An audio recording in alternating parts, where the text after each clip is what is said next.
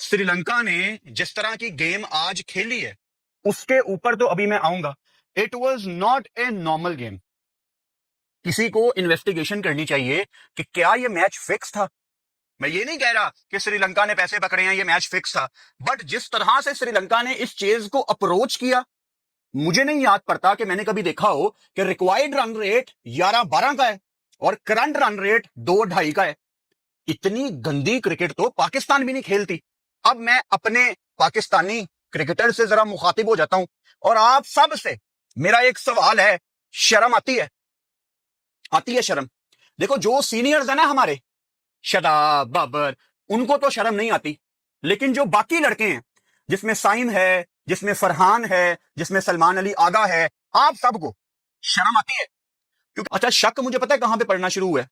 शक मुझे पढ़ना शुरू हुआ है, मतलब चरित लंका आ रहा है और वो चेंज करते हैं। मैकुंची को उन्होंने ऑफ स्पिनर को चरित लंका के आगे लगा दिया और वो अगेंस्ट द स्पिन खेल रहा है चरित लंका। चलो ठीक है, हम अक्सर खब्बों को देखते हैं, जैसे उस दिन ईशान किशन भी अगेंस्ट द स्पिन खेल रहा था मार्करम को। चलो समझ आती है मुझे कि खब्बे ये गलतियां करते हैं। शक मुझे अगेन पता है कहां पे पड़ना शुरू हुआ है, जहां पे कुसाल मेंडस इतने एक्सपीरियंस कंपेनर हैं, 22 बॉलों पे 11 और नीचे उनके साथ पवन रथनायके ने 18 बॉलों पे 10। कोशिश भी नहीं की जा रही थी। एक तो होता है ना, कोशिश करो, थोड़ा समझ आ गया आपको, आपने गेम हारना है, और अभी श्रीलंका बाहर T20 वर्ल्ड कप से। It was painful to watch Sri Lankan batting tonight. तकलीफ हुई है, बहुत ज्यादा दर्द हुई है श्रीलंका की बल्लेबाजी देख के।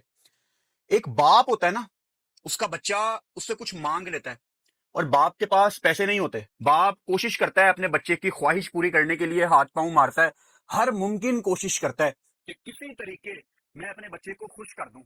आज उस बाप की तरह पाकिस्तान की पूरी नेशन ये दुआ कर रही थी कि किसी तरीके न्यूजीलैंड जीत जाए और ये 2 पॉइंट श्रीलंका ले ले और पाकिस्तान के हक में ये फैसला चला जाए, ताकि पाकिस्तान को आगे जाके एक आसानी पैदा हो जाए।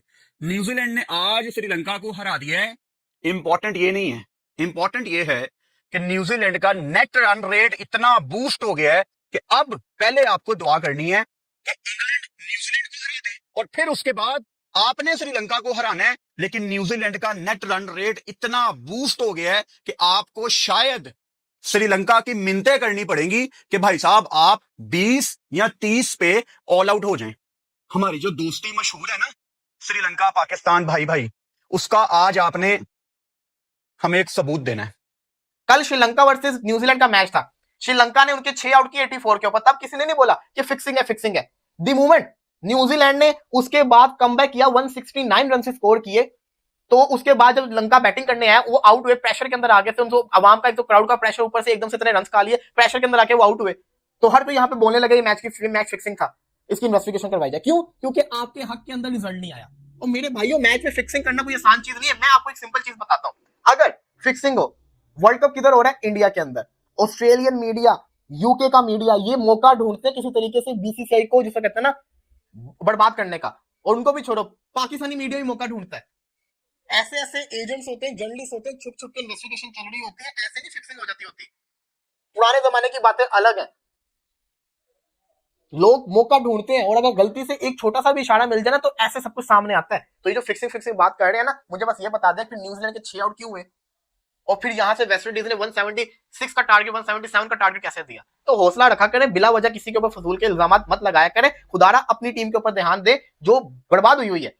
से हारने के बाद हमारा मसला अगर मगर पे सिचुएशन एक बार फिर से आ गई है, और पाकिस्तानियों की और कौमी क्रिकेट टीम की जिन पर उम्मीदें थी, जिनसे उम्मीदें थी, वो भी हमारी तरह निकले। यानी कि न्यूजीलैंड ने श्रीलंका को 61 रन से शिकस्त दे दी। श्रीलंका से उम्मीदें लगाई हुई थी हमने, और इस हार ने ना सिर्फ आइलैंडर्स मद्दाहों को मायूस किया, बल्कि पाकिस्तानी शायकीन के दिल भी टूट गए, क्योंकि इसके नतीजे से पाकिस्तान सेमीफाइनल तक रसाई के इम्कान अब बहुत कम हो गए। अब दुआओं का भी टाइम नहीं है। जब तक जो मोहसिन नकवी साहब ने 2 साल पहले बात फरमाई थी ना कि सर्जरी, अगर अब सर्जरी नहीं हुई ना, तो फिर पाकिस्तान ये नामीबिया से, सर्जरी का टाइम निकल गया। सर्जरी उसी वक्त हो जानी चाहिए थी। बासित भाई, जरा सा मुझे इंडिया के हवाले से पोजीशन बता दें, क्योंकि वहाँ भी कुछ अच्छे हालात नहीं है। आपको लग रहा है इंडिया सेमीफाइनल तक पहुंच पाएगा? ज़ाहिर तो मैच के रिजल्ट ही बताएंगे, बट जिनके खिलाफ अभी मैचेस हैं उनको देखते हैं। इंडिया की क्रिकेट बहुत बेहतर है हमसे, वहाँ पे पसंद नापसंद नहीं होती है।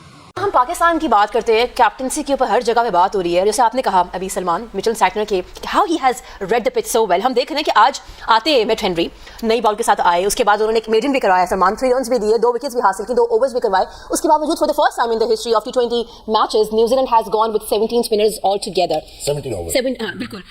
न्यूजीलैंड ने जैसे बुरी तरह से श्रीलंका को उसी के घर में हराया तो पाकिस्तानियों की सारी उम्मीदों पर पानी फिर गया। उसके बाद से कुछ पाकिस्तानी ये बोलने लगे कि न्यूजीलैंड और श्रीलंका का मैच फिक्स था ताकि पाकिस्तान वर्ल्ड कप से बाहर हो जाए।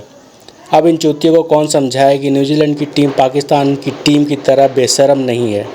न्यूजीलैंड की टीम मजबूत टीम है, उसे क्रिकेट खेलना आता है।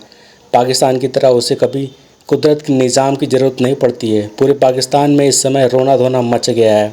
पाकिस्तानी बोल रहे थे कि श्रीलंका उनका दोस्त है तो वो न्यूजीलैंड को हराकर हमें वर्ल्ड कप के सेमीफाइनल में पहुंचाएगा।